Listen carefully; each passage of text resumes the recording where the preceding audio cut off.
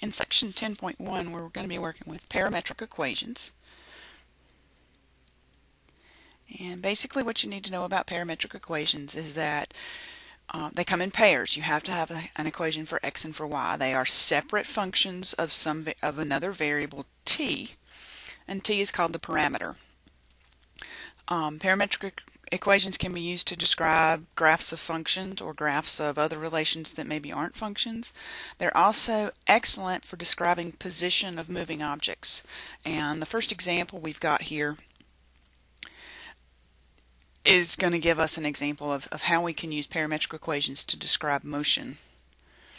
So if we have a boat that's traveling on a circular course with a radius of 4 miles and completes 1 lap every hour, let's think about what this boat is doing. It's traveling in a circle. And if we think about positioning this circle, we're thinking about with the center at the origin.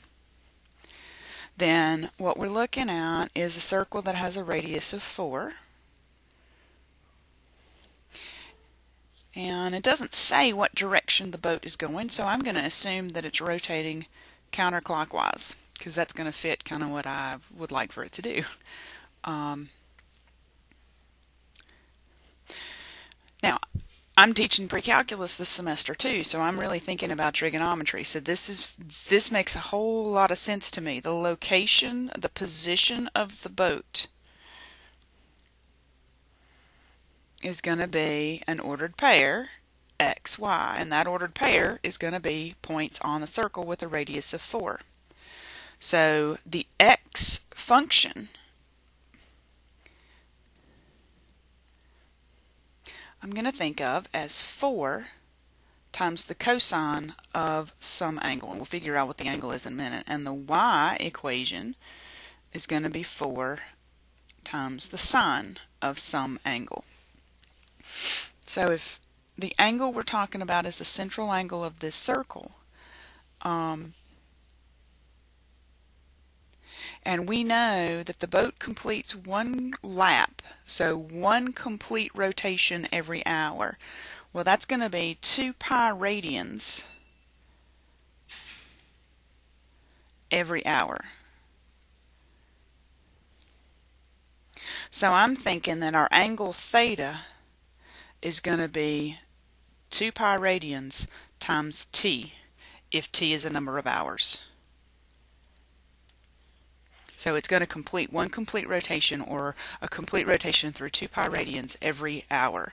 So the parametric equations that would model our boat's motion would be 4 times the cosine of 2 pi t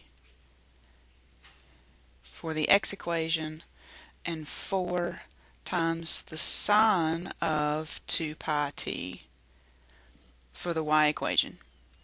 Now, we can graph this on our calculator. We first need to switch to parametric mode, so press the mode button on your calculator. And on the 84s, it's the 4th line down. You want to switch from function, which is probably what you were working with last, to parametric. Now, let me get this junk out of here. Now, when you press y equals to go to your equation editor, you get places to put in an x equation and a y equation. So I'm going to type in 4 times the cosine. Well, I'm going to try 4. Try again. 4. There we go. Times the cosine of 2 pi.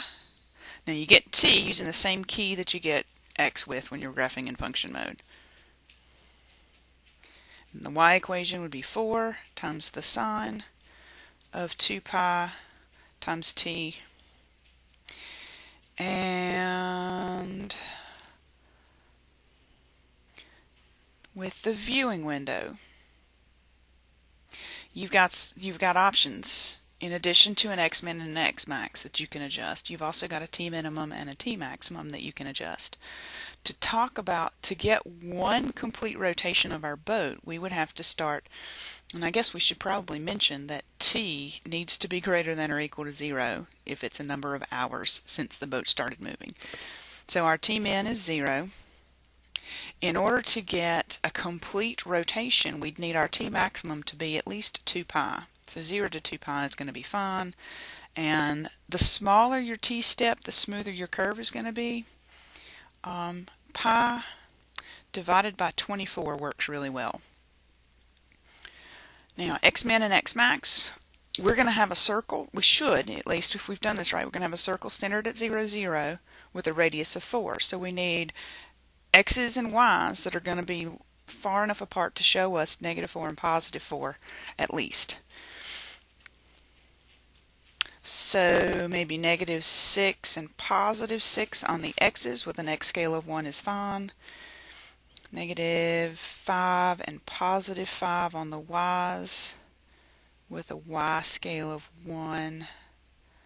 Let's see. And let's just see what this looks like. Ooh, terrible.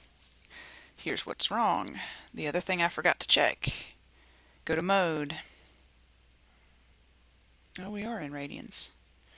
Alright, so what strange thing have I done? Window.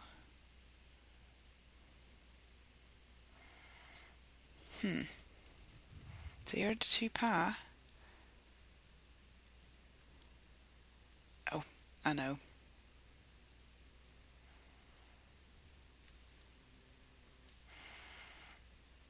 I think I know.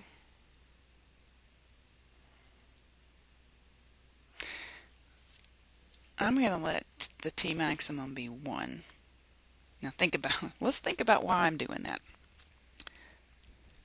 If T is 1, if T is going to start at 0 and go to 1, then we're going to look at angles that are 2 pi times 0, or 0, to 2 pi times 1, 2 pi, and that's going to give us a complete rotation around our circle. So again, a small t-step, so maybe 0.01. Now when I graph, good, okay. Alright, now that doesn't look like a circle, and it's because my viewing window is wider than it is tall. So if you want to fix that easily, you can go to zoom, and then option 5 is square, and that's automatically going to adjust just a little bit, whatever needs to be adjusted, to square up and make the proportion right in your viewing window. Now the other thing that I would suggest that you do, when we saw that graph, we noticed that graphed in that direction, counterclockwise rotation. If you want to slow that down a little bit so you really can pay attention to how it's appearing, how it's being generated, go to y equals and move all the way over to the left side. Press enter 2 times. We'll get you the little symbol for the 0 with leaving kind of a tail. I call that the ball and chain. Now when you graph, it's going to go a little bit slower. It's having to work harder to put that ball and chain on your screen, but it's also going to be very, very obvious how your graph is generated. So when you are sketching the graph of a pair of polar equations, which is, excuse me, I said that wrong. When you're sketching the graph of a pair of parametric equations, what you are graphing is called a parametric curve.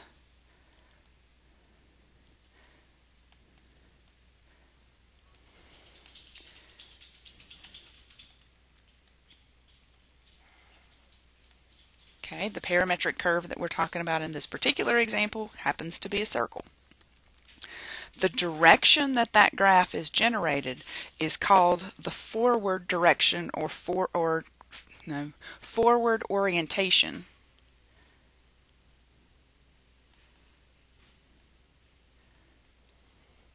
Or sometimes referred to as the positive orientation. And to have a polar curve actually correctly sketched, you need to indicate what the positive orientation is for your curve.